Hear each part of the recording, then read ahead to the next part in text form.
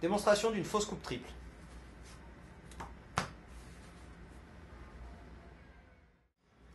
Alors voilà l'explication de la fausse coupe triple comme décrite dans l'expert de Erdnez. Ce que vous allez faire, c'est prendre votre paquet de cette façon, entre votre pouce et vos majeurs.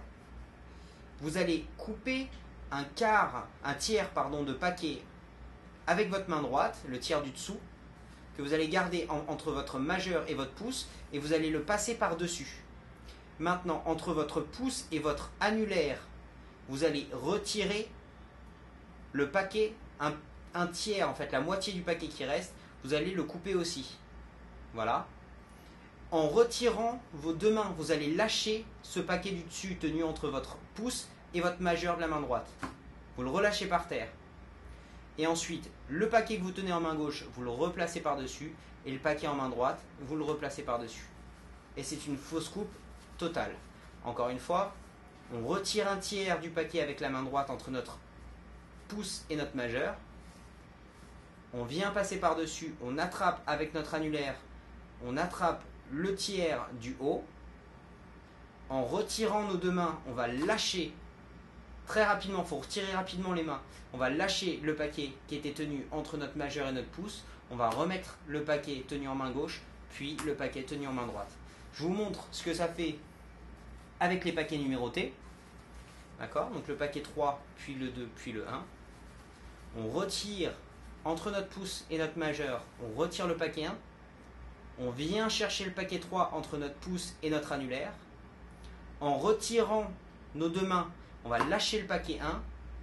On va plaquer le paquet 2 et le paquet 3. À vitesse, ça doit être ça. Voilà.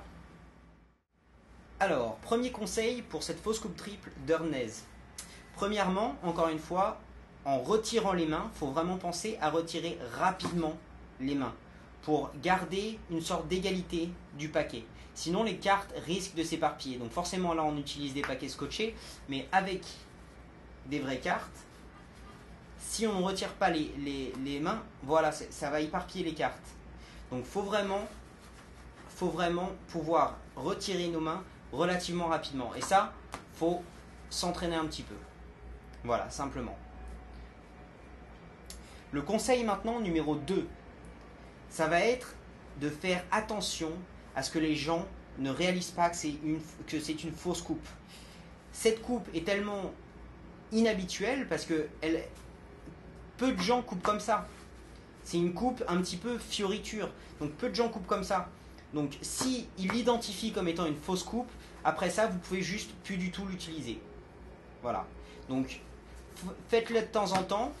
Changez entre certaines fausses coupes et certaines autres. Utilisez-la de temps en temps. Mais faites vraiment attention à ce que les gens ne connaissent pas, ne prennent pas conscience que c'est une fausse coupe.